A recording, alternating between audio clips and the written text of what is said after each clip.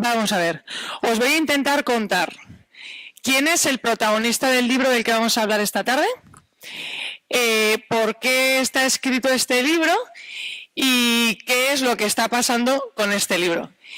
Y voy a partir del final de la conferencia de Diego, ¿no? No sé si alguno de vosotros tiene en la cabeza la misma pregunta que yo, que es, Dios mío, ¿qué hacemos?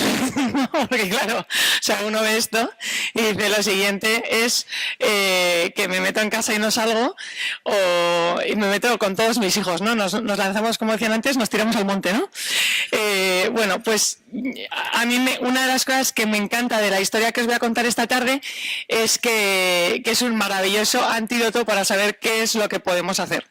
Porque se demuestra que incluso aunque la presión ambiental sea tan inmensa, a veces tan sutil y a veces tan desconocida, hay una fuerza incluso aún mayor que supera esa presión ambiental.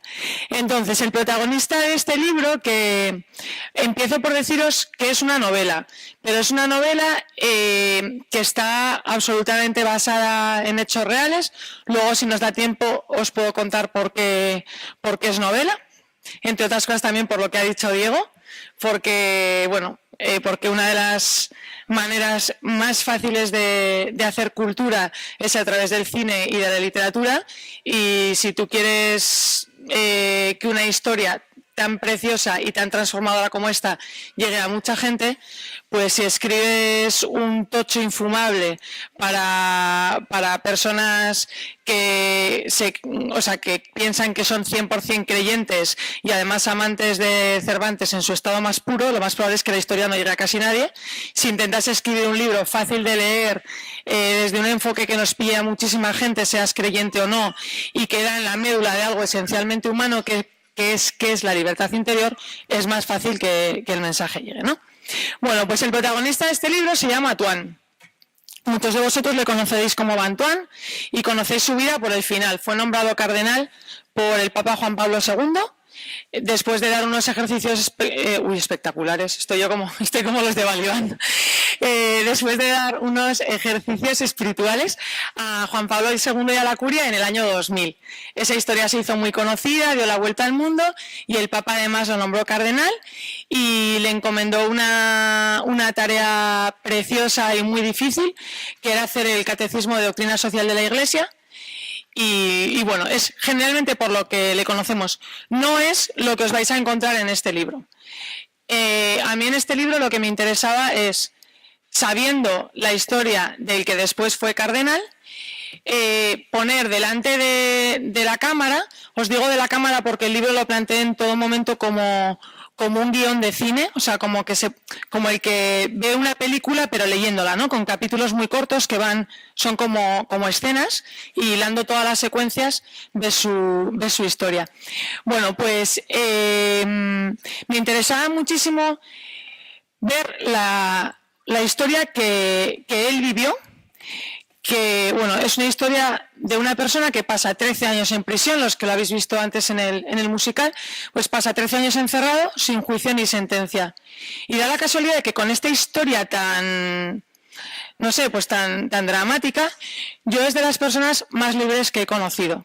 Es decir, o sea, una persona detenida injustamente, 13 años en una cárcel, 9 aislado, para mí fue el encuentro con una de las mayores experiencias de libertad que he visto. Entonces me interesaba muchísimo ver cómo era esa experiencia de libertad, lo primero. Lo segundo, si esa experiencia de libertad a mí me afectaba personalmente, porque si no me afectaba personalmente, o sea, si ese tipo era Superman, pues no me interesaba mucho, porque pensaba, bueno, pues como mucho algún día lo harán santo en la iglesia, le echarán incienso y estupendo, pero si eso a mí no aplica a mi vida, pues tampoco no me importa mucho, ¿no? Y lo tercero, bueno, pues si caso de que me pareciera que había algún secreto que descubrir en esa historia y que realmente podía transformar la vida de los demás, contarla, ¿no? Bueno, entonces, para los que no le conocéis, os voy a hacer un mini sketch histórico y os voy a contar un poquito pues el itinerario que él vivió, también para poder después entrar brevemente en el meollo de lo que me gustaría poder contaros y que tiene muchísimo que ver con el lema de estas jornadas, ¿no? que es la esperanza. Bueno, Van Tuan es un vietnamita que nace en el año 1928. ¿Esto puedo beberlo yo? ¿Es para mí? Mil gracias.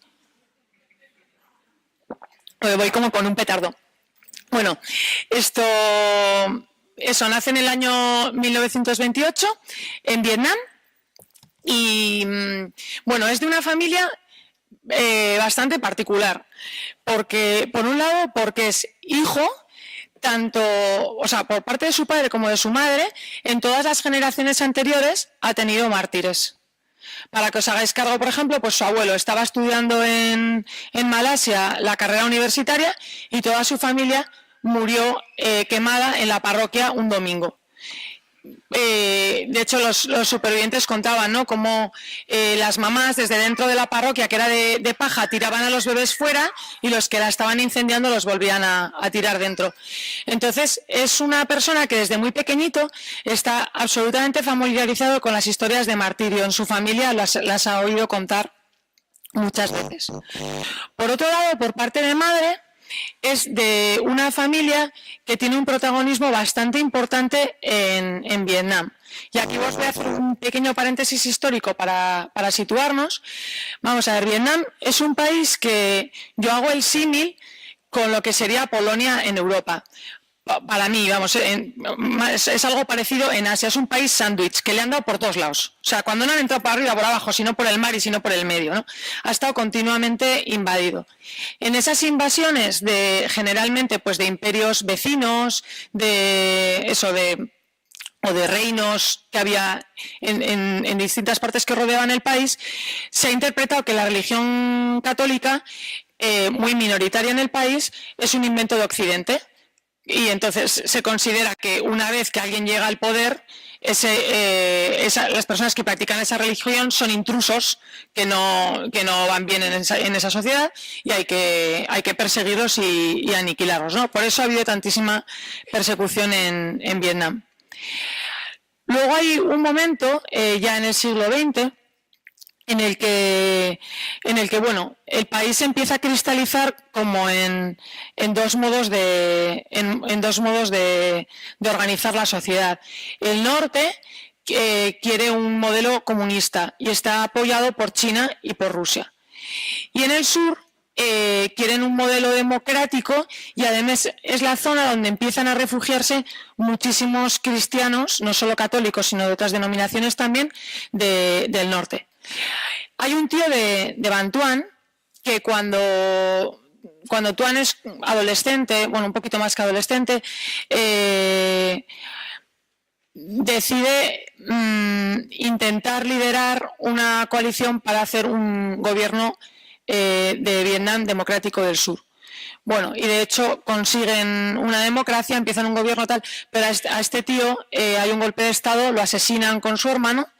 Y pasa otro gobierno, empieza a haber mucha inestabilidad y es cuando Estados Unidos decide apoyar a Vietnam del Sur, que es esto que hemos visto en las películas, ¿no?, la famosa guerra del Vietnam, en la que Estados Unidos perdió muchísimos soldados, y en la que, como luego voy a volver a esto, pues os podéis imaginar que fue una guerra durísima, o sea, de muchísimos años, en la que se enfrentaron, pues como en todas las guerras civiles espantosas, hermanos contra hermanos, pero en la que además, como en otros tantos lugares en el siglo XX ha sucedido, son guerras que muchas veces se libran fuera, o sea, muy lejos de algunos países, de una manera muy cruenta y en las que esos países pierden soldados, pero claro, la población que vive allí está absolutamente masacrada por la guerra, porque Estados Unidos perdió muchos soldados, pero gaseó con napalm toda la parte de Vietnam del Norte, cargándose la vegetación, generando un montonazo de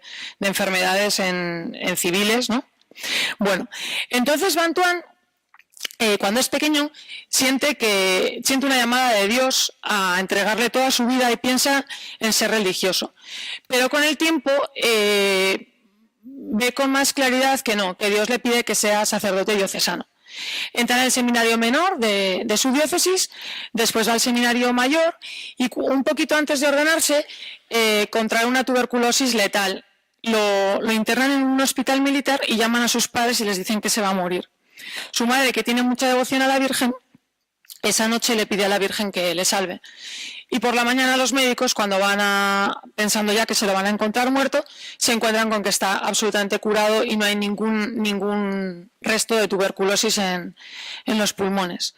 Bueno, entonces pues su madre le dice dale las gracias a la Virgen María. Esto también tiene mucho que ver, por lo que luego os intentaré explicar, tanto de la Virgen María como de su madre. Y bueno, pues Tuan se ordena sacerdote, se va felizmente a lo que era su ilusión, que es ser cura del pueblo, y al poquito tiempo el obispo lo llama y le dice que se tiene que ir a estudiar a Roma. Entonces él le dice que no, que por favor que no, que él quiere ser cura del pueblo, estar con sus ovejas y estar allí, ¿no? Y el obispo le dice, mira, es que tú eres vietnamita y esta iglesia durante unos cuantos siglos hemos estado, el obispo es francés de hecho, hemos estado sosteniendo a los misioneros, nos hacen falta vietnamitas que enseñen a sus hermanos vietnamitas la fe católica y que esto no se siga percibiendo como algo que es francés o que es occidental, sino que es una iglesia católica y universal, ¿no? Pues nada, allá que Van Tuan se hace la maleta, se marcha a Roma. La verdad es que es precioso porque además de tomar pizzas y helados, que supongo que las tomo, pues aprovecha el tiempo de una manera increíble. Es un momento muy bonito, coincide con Karol Wojtyla, los dos como estudiantes de teología.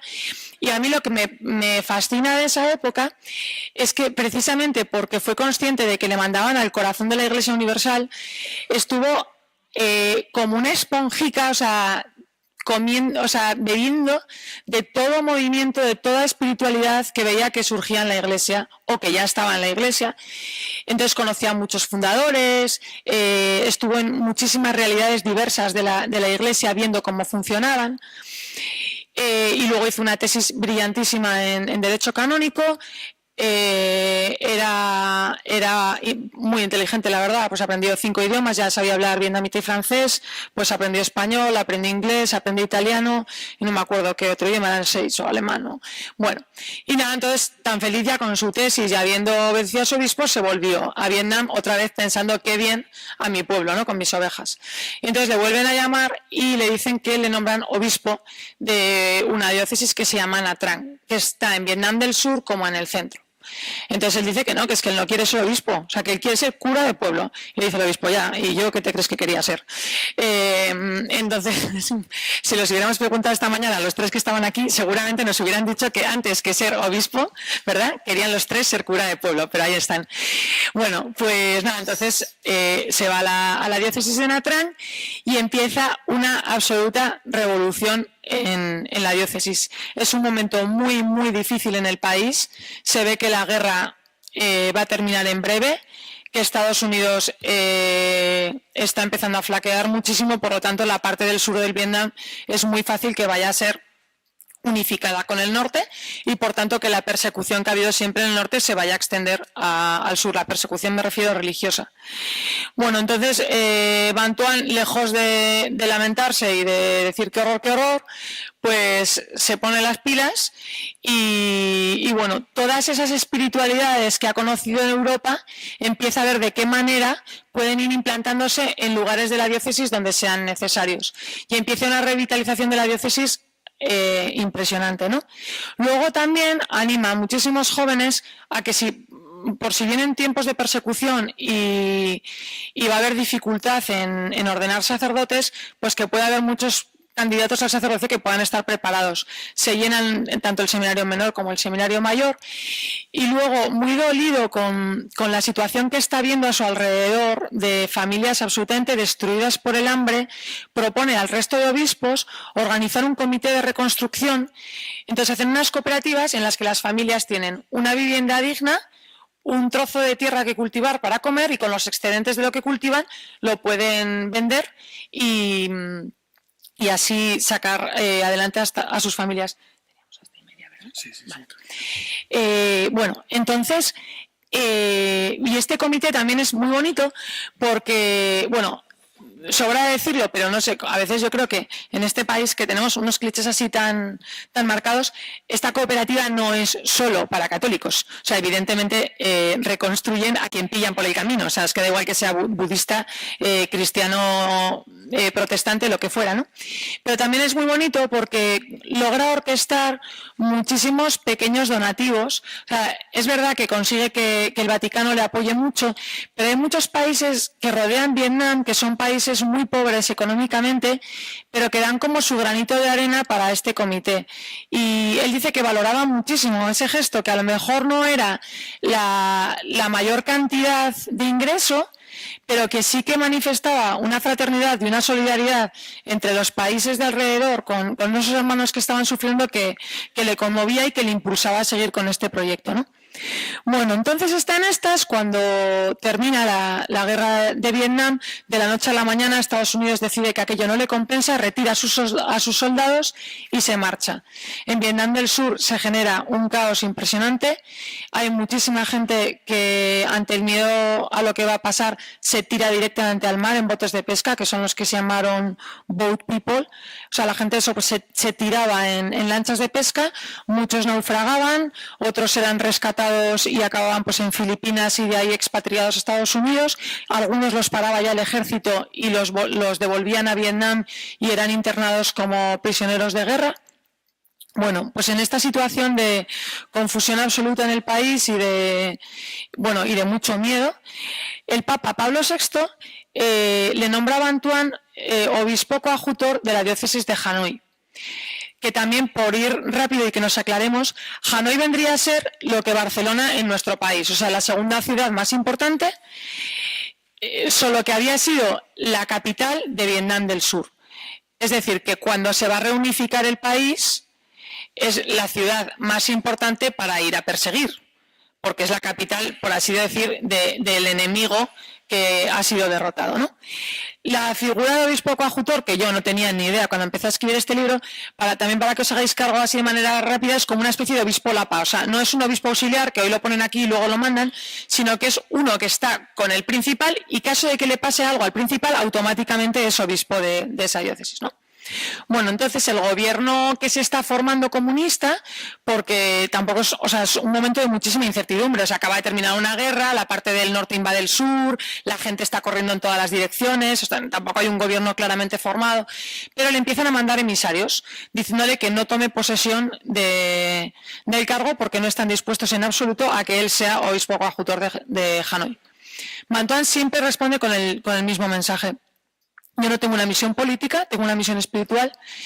Yo no obedezco a jefes políticos, sino a mi pastor, y si mi pastor me ha mandado a ese pueblo, es que ese es el pueblo que me necesita. Y esto es todo lo que dice.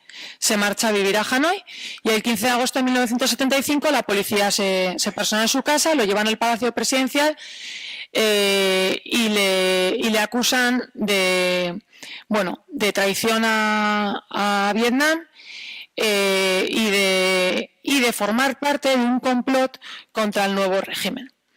Y entonces empieza una situación que se prolonga, como os digo, durante 13 años, que es un poco no, es de novela, o sea, de hecho por eso es muy fácil escribir una novela con esta historia, pero es como trágico-cómica, porque ni el gobierno era consciente de lo que iba a pasar, porque si lo hubieran sabido, para rato detienen al tipo este, ni Bantuan sabía tampoco qué era lo que iba a pasar. Supongo que él si lo llega a pensar, no sé qué hubiera hecho, pero desde luego no tenía ni idea de lo que iba a suceder, ¿no? Entonces, también para que entendáis un poco la situación, porque hay que hacer un poco de salto cultural, que aquí estamos acostumbrados a la guerra civil, ¿no? Aquí coges a un tipo, lo trincas y le cortas la cabeza directamente, o sea, le metes un tiro y se acabó, ¿no? O sea, este era nuestro sistema de funcionamiento. Incluso si el vecino te caía mal y la linde tal, pues si estabas en bando republicano decías que era nacional y venían a por él y punto, ¿no? Bueno, en regímenes comunistas que tienen que empezar a promover una cultura en la que cambie toda la mentalidad de un pueblo, el sistema que se sigue, y seguro si habéis visto la película, este largometraje de la RAI de Carol, se ve muy claro cuando detienen al cardenal Wyszynski, el arzobispo de Cracovia, ¿no? O Varsovia, ya no me acuerdo. Bueno. A ver, ellos por lo que detienen a Bantuan no es para cortarle la cabeza, es más, no les interesa en absoluto que su cabeza sea cortada, porque queda fatal que un régimen recién constituido, que es el régimen del pueblo, de la libertad, de la fraternidad y de todas las bondades, cojan a un tipo que es un líder muy conocido en el país y le corten la cabeza. O sea, sería como pelín contradictorio, ¿no? Por lo menos de inicio. Para lo que le detienen es para someterle a mucha presión física y psicológica de manera que firme una confesión falsa, pero que eso sí dé carta al gobierno para poder iniciar una persecución religiosa en condiciones. En concreto, lo que le piden a él es que diga que hay un complot del Vaticano y de Estados Unidos contra el nuevo régimen de Vietnam. Y Vaticano igual Iglesia Católica, y como está en contra del nuevo gobierno de Vietnam, pues son unos indeseables, cerremos iglesias, cerremos colegios, cerremos tal. Bueno, entonces el cautiverio empieza de una manera, pues por un lado caótica, porque ya os digo que ni ellos mismos sabían muy bien qué hacer, bueno, y caótica, y al principio la verdad que es hasta divertida, porque, bueno, pues porque al principio también cuando yo os digo que estuvo 13 años apresado, no os imaginéis 13 años metido en una celda, porque pasa por todo tipo como de encarcelamientos, ¿no? Pero por ejemplo el primero, o sea, nos voy a chafar el libro, pero el primero es pues lo meten, no saben qué hacer al principio con él, y dicen, bueno, pues aquí a una casa parroquial de una iglesia que han expropiado, y le ponen unos guardianes y tal, y nada, y lo dejan ahí metido en una habitación. Claro, al principio el hombre estaba hasta contento. O sea, si pilláis a un cura ocupado y le dejáis 15 días para descansar, o sea, los primeros 15 días estaba el hombre que no se lo creía, de lo que podía dormir y rezar, ¿no? Feliz. Pero claro, llegó un momento en el que empezó a pensar, oye, ¿y si me encarcelan? O sea, digo, ¿y si esto es una cárcel? ¿Y si no salgo de aquí? Y empezó para él un sufrimiento muy grande que os lo quiero explicar para luego poder entrar en lo que me gustaría detenerme un poquito más. Y él empieza a sufrir muchísimo, no tanto por lo que le vaya a pasar a él, que incluso tiene asumida la posibilidad de martirio, como por su pueblo. O sea, él tiene un sufrimiento atroz de pensar lo que está pasando fuera y que él no puede hacer nada. Entonces dice, bueno, esta gente, pues eso, nos habrán cerrado los colegios, las iglesias, les están persiguiendo y el pastor está detenido, ¿no? Se acuerda de San Pablo. Y dice, ¿qué hacía San Pablo? Pues les escribía cartas desde la cárcel, ¿no? Es una mañana que se levanta a rezar muy temprano y abre la ventana, ve pasar a un chavalico de 5 años y le dice que se acerque disimuladamente y le pregunta, ¿dónde vas? Y le dice, voy a la Eucaristía de las 5 de la mañana. Y entonces le dice, mira, es que he descubierto que tengo aquí un trozo de papel y he escrito una cosa, ¿le puedes preguntar a tu mamá si mañana se lo puedes llevar? Y entonces le dice, sí, mi mamá me deja. Y dice, ¿cómo que te deja? No, dile que es peligroso. Le dice, sí, ya sabemos quién eres y estamos contra los polis y mamá dice que va a colaborar, ¿no? Entonces le dice, bueno, tú pregúntaselo a mamá y mañana me dices. Entonces, bueno, pues este chavalico todas las mañanas a las 5 de la mañana trae un trozo de calendario viejo, se lleva el trozo escrito y trae una hoja en blanco. En esa hoja, por la noche, Bantuan reza, escribe el mensaje que quiere y lo manda, ¿no? Bueno, y en 3 meses todos esos trozos de papel son compilados, se llevan a una imprenta clandestina y aparece un libro por todo el país que nadie sabe de dónde ha salido, pero todo el mundo sabe quién lo ha escrito. Entonces imaginaros el mosqueo que se coge el gobierno cuando ve lo que ha pasado, ¿no? Entonces piensan que hay que sprintar y que al tipo lo mejor que se puede hacer es meterle caña ya y a ver si firma la confesión, pensando, venga, en unos meses conseguimos que firme la confesión y luego le castigamos con lo que más le duele a él y con lo que más nos alivia a nosotros, que es que lo ponemos de patitas en la calle y no vuelve a entrar en Vietnam por el resto de sus días. Bueno, entonces lo llevan a una celda de internamiento que creo que es la que ha salido antes en el musical. Espantosa, dice que, bueno, pues que era una cloaca sin ventilación, con solamente una rejilla por la que entraba algo de aire, pero que era la rejilla que daba a las aguas fecales. Entonces, pues por ahí salían gusanos, lombrices, tal. Podías tirar solo los brazos así, dar 2 pasos, no tenía ni siquiera letrina. y bueno, saben qué es lo que más le va a doler en aquel lugar, ¿no? Que es tenerlo completamente aislado. Utilizan además la típica política de desgaste de que no se sabe cuándo es de día y cuándo es de noche, porque solo tiene una bombilla que la encienden aleatoriamente, le cambian los turnos de comida. O sea, el hombre está ahí y solo, las únicas veces que oye una voz humana es cuando lo sacan para interrogarle. Siempre le hacen el mismo interrogatorio para ver si le consiguen pillar en contradicción. Bueno, esa es una de las celdas en las que está y a la que luego volveré. Pero, o sea, el problema que hay con Bantuan y ese que me gustaría luego poder ver con vosotros cuál es el origen de ese problema, es que ellos lo que no se esperan es que han detenido a un tipo que tiene un virus y que es un virus terriblemente contagioso, porque en los 13 años que pasa preso no hay manera de que los guardianes que le ponen no cambien de vida. Hasta el punto que ya os digo que hay veces que es absolutamente cómico, porque llegan a poner a 2 guardianes, a 2 que vigilan a los 2, a 2 que vigilan a los 2, que vigilan a los 2, que cuando hay 8 contaminados dicen, ¿qué hacemos? ¿No? O sea, si esto sigue así, va a llegar al presidente de la República, ¿no? Entonces, es impresionante porque realmente él no era un hombre que es que, no sé, lo primero, no tenía superpoderes como cosas de estas chunguillas que hemos visto aquí en los videojuegos, y tampoco era un hombre que soltara unos sermones impresionantes que los dejaba planchados. O sea, es tan sencillo como que vivía de tal manera, amaba de tal manera, tenía una alegría tal, conservaba una esperanza tal, que sus guardianes, antes o después, por derribo caían, ¿no? Entonces, básicamente el virus era este, ¿no? Y claro, contra ese virus, pues el gobierno es que no podía luchar. Entonces, ¿qué es lo que van haciendo? Pues lo van cambiando de cárcel, lo van cambiando de sitio, ahora lo mandan a un campo de concentración. Pues en el campo de concentración, de repente, resulta que el guardia que le han puesto está medio desesperado ya, porque dice, por favor, este hombre que firme y que lo suelten, o sea, porque es que ya vale de que se convierta gente, algunos al catolicismo, en un país en el que el catolicismo estaba siendo perseguido. Otros sencillamente se hacían sus amigos y claro, empezaban a pasar cosas muy raras. O sea, de repente los guardianes mandaban informes rarísimos. Entonces, claro, con los primeros no reaccionaron, pero es que cada vez que empezaban a llegar informes muy raros de los guardianes decían, ya se ha contagiado otra vez, ya hay que cambiarlos. Y además estos tipos hay que sacarlos ahora del sistema, ¿no?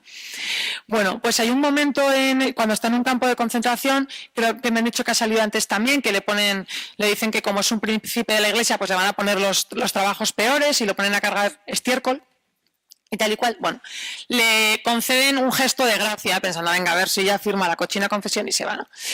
Y le dejan escribir una carta a su familia. Su familia, gracias a Dios, había conseguido emigrar unos días antes justo del final de la guerra, y escribe una carta a sus fieles en la que les dice que necesitan medicina para el dolor de estómago. Y sus fieles entienden perfectamente qué es lo que quiere y le mandan una botella de vino de consagrar con un cartel de medicina para el dolor de estómago y una linterna con doble fondo con unas hostias. Como en todo campo de concentración que se precie, hay contrabando de tabaco, entonces consiguen unas cajetillas de tabaco y con el papel de dentro hacen unos saquitos. Entonces, cuando Bantuan recibe el vino y las hostias, consagra esas formas, y los viernes, que hay una reunión de adoctrinamiento para todo el campo de concentración, localizan en qué barracones hay cristianos. Entonces, católicos, perdón. Entonces a los católicos se les reparte un saquito de esos con una minúscula parte de la hostia. Imaginaros que esta gente, cuando les daban el toque de queda a las 9 de la noche, se iban a sus barracones y en los barracones donde había católicos, se juntaban en una litera y hacían una hora de adoración, después de llevar todo el día en trabajos forzados y a riesgo de que te pudieran denunciar a algunos compañeros, ¿no? Que denuncias hubo, pero lo que hubo muchísimo más fue bautismos. Porque claro, la gente decía, o sea, ¿estos tíos qué hacen? O sea, son las 9, estamos hechos polvo. Les van a acusar, o sea, pero ¿de dónde sacan, de dónde sacan luego la alegría que tienen? ¿De dónde sacan la fuerza? ¿De dónde? Les preguntaban y ellos les contaban pues cuál era su fe, qué era la Eucaristía, y los otros pedían bautizarse y le preguntaban a Antoine, ¿qué hacemos? Y les decían, pues darles catequesis y bautizarlos. Por la mañana, cuando se iban a duchar, los bautizaban y ellos mismos eran sus padrinos de bautismo, ¿no? Bueno, y a lo que os decía que me gustaría llegar es a que para mí es lo más grande que he descubierto escribiendo esta historia es el proceso espiritual que vive el propio Antoine en su cautiverio, que a mí me parece lo más bonito. Me parece lo más bonito sobre todo porque me parece que nos afecta. O sea, que nos afecta personalmente a cada uno y que es en lo que uno puede decir, esta historia es algo que leo o que veo en una peli o es algo que realmente me mira a la cara y me dice, oye, ¿tú cómo vives y cómo quieres vivir, ¿no? Y ahí os hago un paréntesis, con este libro está sucediendo algo muy bonito y es que yo tenía una ilusión muy grande tenía dos ilusiones. Una, no hacer presentaciones de este tipo, pero bueno, se ve que porque no es lo que más me gusta, porque me gusta mucho más poder hablar tú a tú con las personas y cuando veo tantas caras digo, es que me encantaría saber, pues ese señor que sonríe, qué es lo que tiene en el corazón, qué le gustaría, qué tal, aquel otro, y entonces claro, yo veo a todos a la vez y digo, porras, bueno, le rezo al Espíritu Santo y que transmita, ¿no? Pero digo, no sé. Bueno, pero a mí me hacía verdadera ilusión llevar esta historia a las cárceles y poderles contar a personas que están en prisión cómo hubo alguien que estando en prisión descubrió una libertad muchísimo más grande. Y está siendo muy, muy, muy bonito ver el impacto brutal que esta historia está teniendo en ellos, ¿no? Hasta el punto de que, bueno, pues que Antoine pudo decir que la cárcel se había convertido en un regalo para él y yo esto se lo he oído decir ya a muchos presos y me parece impresionante. Es más, muchas veces les digo, vosotros tenéis la suerte de que estáis en una situación en la que la receptividad a la historia... Nos quitan ya. Tú sigue. Queda tiempo. Nos quedan 25 minutos, ¿no? Bien. Bueno, esto es un aviso, como veis. Bueno, me he ido totalmente. Así que, bueno, que... Ahora volveré a eso. Bueno, voy a ver si consigo explicaros, porque no es nada sencillo. Como bien sabéis, las experiencias espirituales son para vivirlas, no para explicarlas. Es como el enamoramiento. Tú cuando ves a un tío a 2 palmos del suelo, como intentes hacer un análisis y digas, mi hijo fulanito, le pasa que no, le pasa que se ha enamorado. O sea, empieza a analizarlo que no lo vas a conseguir ni explicar, ¿no? O sea, le ha cambiado la mirada y ahora todo no sé qué y ahora pues lo mismo. Bueno, pues Antoine, cuando es detenido, es una persona que entra en la cárcel con una fortaleza impresionante, con una fe impresionante y incluso humanamente con muchísima seguridad en sí mismo. O sea, hombre, con la lógica duda que tiene uno cuando ve que a ver qué va a pasar conmigo, pero con mucha fuerza interior, o sea, y con muchísima paz interior y con una tranquilidad de que, bueno, pues yo espero que si mis antepasados, no traicionaron a Dios, pues supongo que yo tampoco lo traicionaré por fe, ¿no? El principio de su cautiverio también, pues es una gozada en el sentido de que el tipo, o sea, es que menudo golazo le cuela al gobierno, o sea, nada más y nada menos que un libro clandestino, o sea, que claro, estaba diciendo, bueno, esto es genial, ¿no? O sea, estos tipos me detienen y yo les... Bueno, entonces... Sin embargo, cuando ya lo meten en esta celda de aislamiento, en la que está 9 meses absolutamente incomunicado, ya os digo, en condiciones infrahumanas, en la que no tiene absolutamente nada, porque cuando le detienen tiene la sotana y un rosario, pero en este momento está en calzoncillos y camiseta, o sea, por no tener no tiene ni el rosario. Y bueno, y empieza un momento de deterioro brutal, o sea... va cuesta abajo. Hay un momento en el que tiene miedo de que le empieza a entrar miedo de que le envenenen, deja de comer y de beber, pero bueno, pues pasan unas semanas y ya no aguanta. Los carceleros, además, que están al loro de lo que pasa, le preparan un plato especialmente agradable para comer y hay una noche que se tira de cabeza a la comida, le entra una gastroenteritis brutal, empieza a tocar la puerta para que le abran, no le hacen ni caso, al cabo de las horas grita por caridad y se oye desde el fondo, aquí la caridad no existe. Imaginaros una gastroenteritis metido en un 1 por 1, ¿no? O sea, lo que puede ser. A la mañana siguiente, cuando le abren la celda para llevarla a interrogar hecho un cerdo, lo primero que hace es decirle al guardián que muchas gracias porque viene el tío con la escoba, porque tiene que ser muy desagradable limpiar ese espacio. Claro, al guardián se le fundieron los plomillos cuando vio que el prisionero le daba las gracias y le sonreía diciéndole que lo sentían. Bueno, pero llega un momento en el que el hombre se viene abajo, ¿no? Y cuenta que una noche empezó a sentir una angustia absoluta, bueno, pues lo que los psiquiatras llamarían depresión cósmica, los maestros espirituales noche oscura del alma, para mí un cóctel Molotov de grado 10, y se dirige a Dios, ¿no? Él está sufriendo mucho pensando, sobre todo, perdón, no os he dicho un pequeño detalle, y es que esta celda, para más INRI, está muy cerquita de su primera catedral. Y él oye sonar las campanas de la catedral. Entonces dice que es que le taladraba el alma, o sea, porque era como su primer amor, y que escuchar esas campanas era continuamente escuchar: los colegios están cerrados, los niños están sin escolarizar, los frailes y las monjas han sido enviados a trabajos forzados al campo, las iglesias están cerradas, mis sacerdotes perseguidos. O sea, que el sonido de la campana era... Entonces, en ese momento en el que él cae en oscuridad total, se dirige a Dios y se dirige a Dios como Padre, va a rezar el Padre Nuestro y se da cuenta de que no se acuerda. Entonces le debió de dar un colapso absoluto, porque un niño que de las primeras cosas que ha aprendido a decir en esta vida es el Padre Nuestro y no se acuerda, quiere decir que está perdiendo la cabeza. O sea, lo siguiente es que si vienen y le dicen, ¿quieres firmar que eres Mickey Mouse? Pues podía firmar que era Mickey Mouse, ¿no? Entonces dice que le entró, o sea, pues que reventó, o sea, que es que no podía más, ¿no?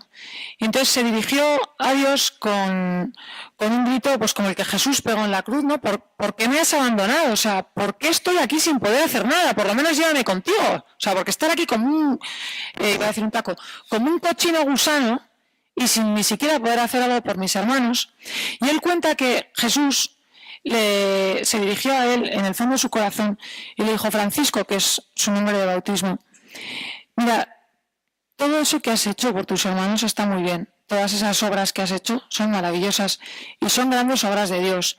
Pero ¿tú qué buscabas? ¿Las obras de Dios o a Dios mismo? Yo aquí me pongo en situación y digo, cuando leí esto dije, ahora entiendo por qué mi madre me bautizó Teresa. Porque vamos, yo le hubiera dicho, señor, mira, vete a paseíto y luego vuelve, ¿sabes? O sea, es el tipo de preguntas que no se hace a una persona que está aquí sufriendo por ti. Pero fue muy honesto y le dijo, señor, pues yo creo que las obras las hacía buscándote a ti, pero también muchas veces busqué el éxito. Y a partir de ahora ya no tengo nada. No tengo salud, no tengo memoria, no tengo fuerza espiritual, no tengo ropa, no tengo obras, no tengo pueblo, no tengo nada. Pero porque no tengo nada, puedo esperarlo todo de ti.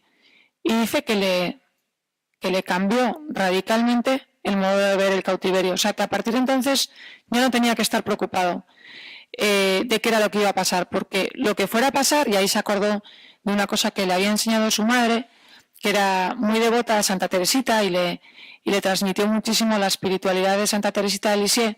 Su madre le decía, seas cristiano, cuando luego le nombraron obispo, sacerdote, obispo, cardenal o papa, me da igual. Lo importante es vivir el momento presente llenándolo de amor. Entonces él dijo, bueno, pues me abandono absolutamente a Dios y voy a vivir cada momento presente, cada paso que el Señor me ponga delante, viviéndolo en su amor. Y bueno, dice que sintió un amor tan grande, o sea, que eso le daba una libertad que ya no le iba a poder quitar nadie. O sea, que podía perder la cabeza, que lo podían encerrar donde fuera, pero que eso no se lo iba a poder quitar nadie, ¿no?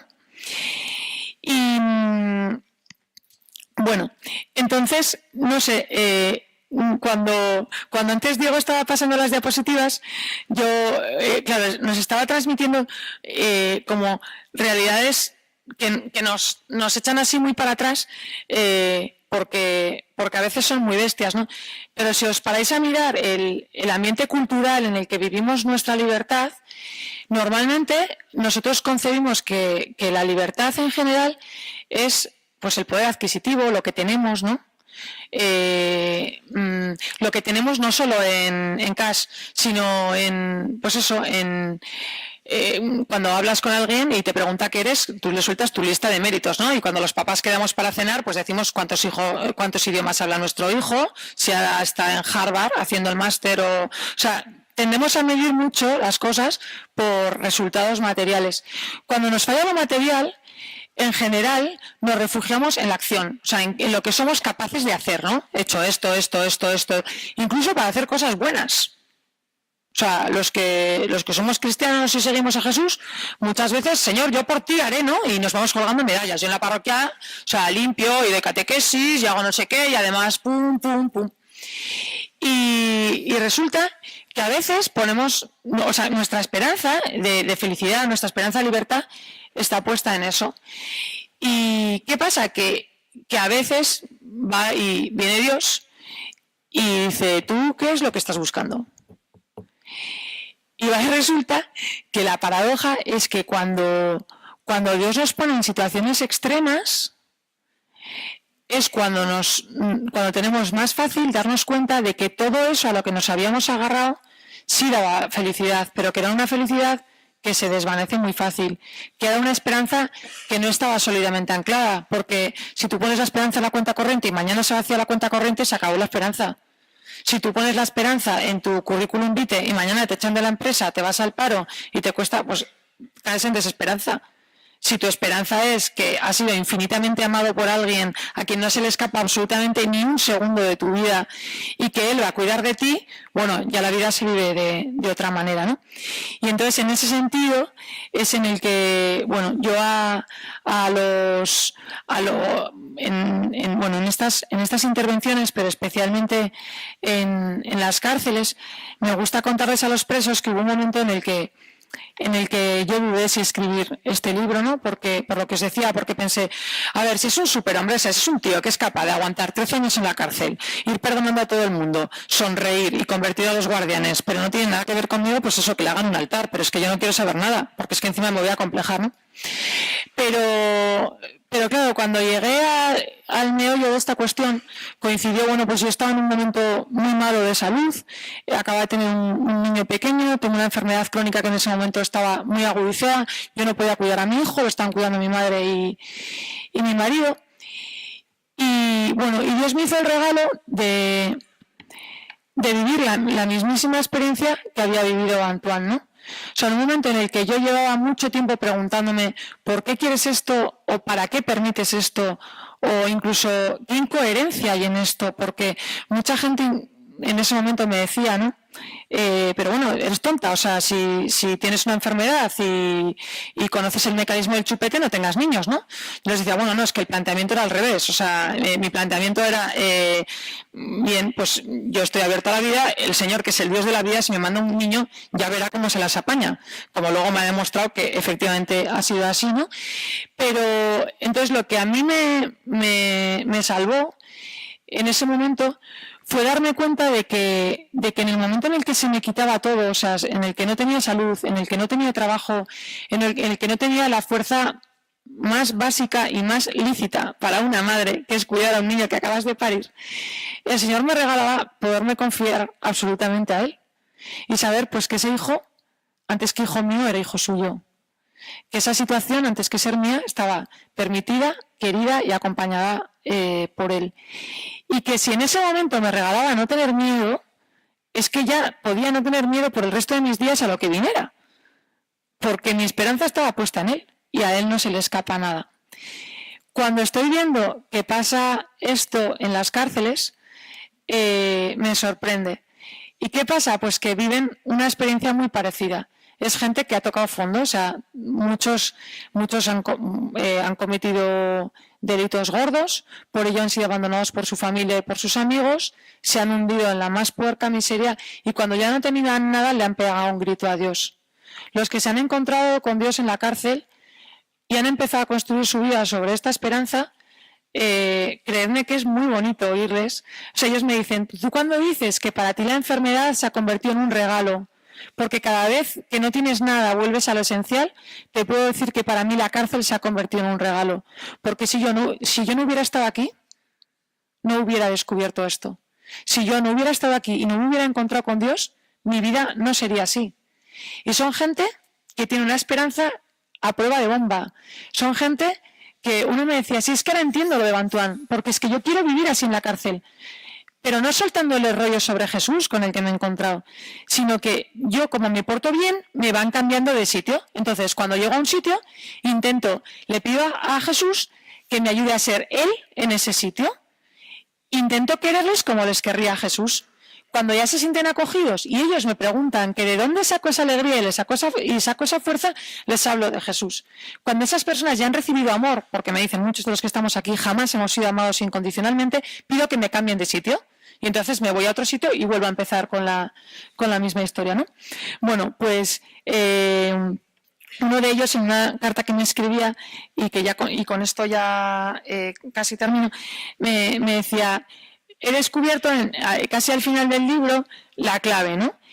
Y es un momento en el que le preguntan a Bantuán si tiene miedo de volver a ser detenido, de seguir detenido, ¿no?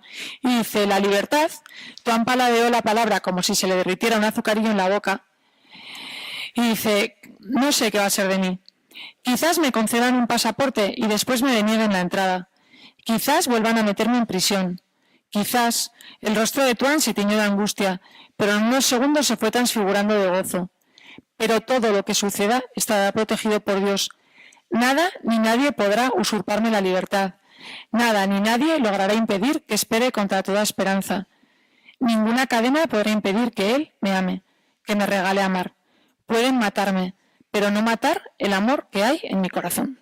Bueno, pues dicho esto, ya dos cositas rápidas. La primera, daros muchísimas gracias a los que me habéis invitado para poder contar esta historia. Pediros a los que la leáis, si queréis la podéis comprar en la puerta. Yo no vivo de esto, entonces no me importa nada decíroslo.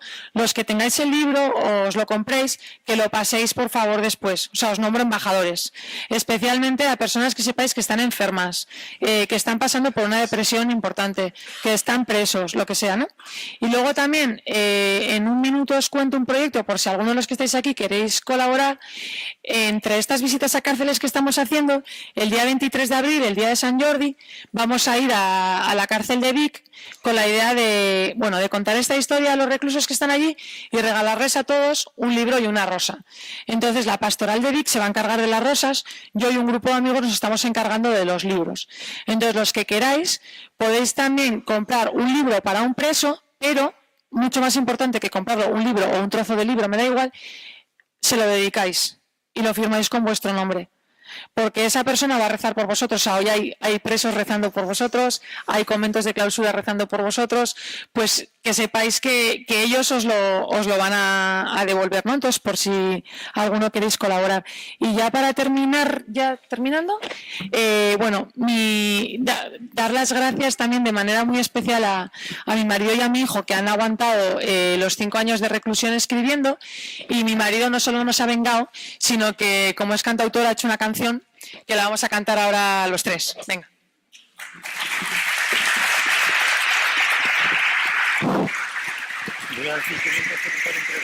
Vale. ¿Está tiempo? Sí, un par de minutillos, un par de preguntas.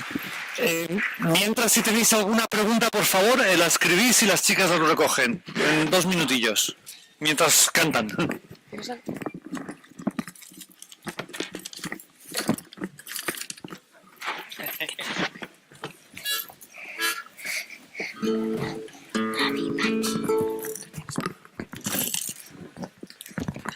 Sí, ¿se oye? Sí. Bueno, esta canción está inspirada en una oración de Bantuán que se llama Preso por Cristo, y como banda sonora del libro también, ¿no? Que hemos vivido mucho este libro desde que nació el niño hasta ahora, ¿no? Han sido 5 años de vivencia del libro y de intentar vivir el presente, porque a veces nos vamos al pasado o al futuro. Bueno, se titula así como el libro, Libre entre rejas.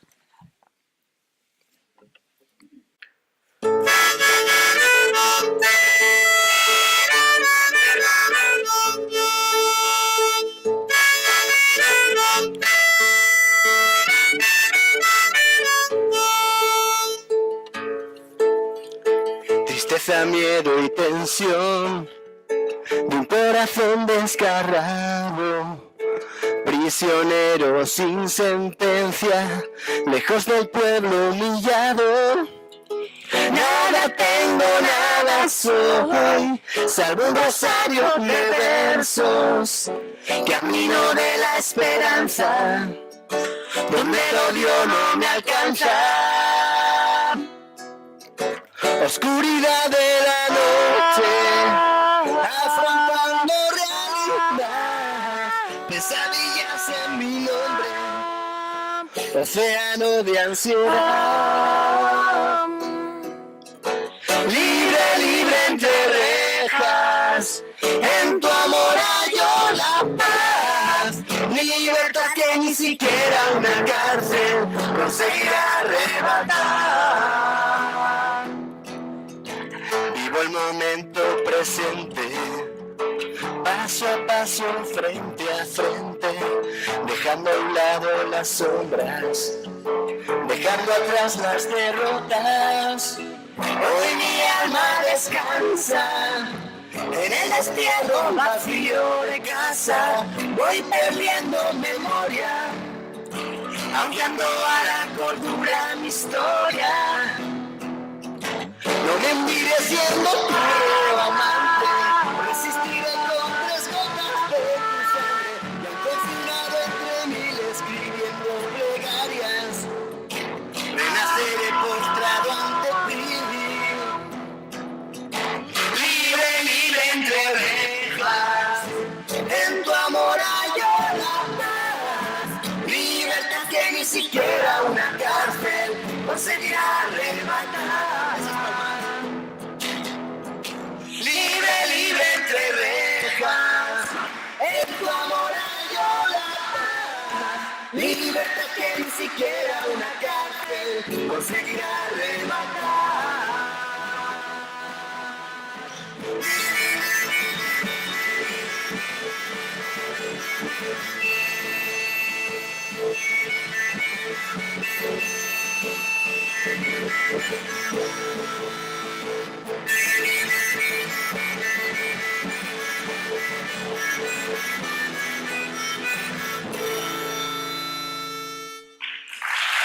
Mira, Giuseppe.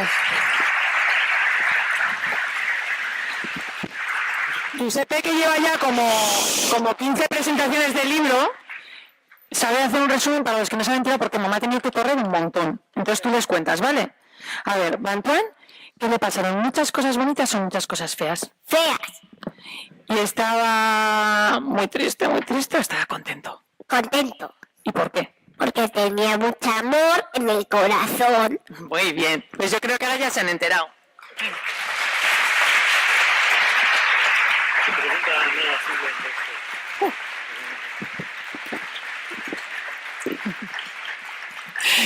Bueno, hacer una pregunta que tiene todo que ver con el libro. Si pertenecéis a algún grupo de la iglesia, pues la respuesta es no. Pertenecemos a la iglesia, que es, pertenecemos a la iglesia y algunos amigos se ríen de nosotros porque dicen que somos, ¿cómo llaman? ETT, expertos en turismo eclesial. Nos encanta la riqueza inmensa que tienen los caracteres de la iglesia y yo más bien creo que somos la paz. Vamos succionando allá por donde vamos.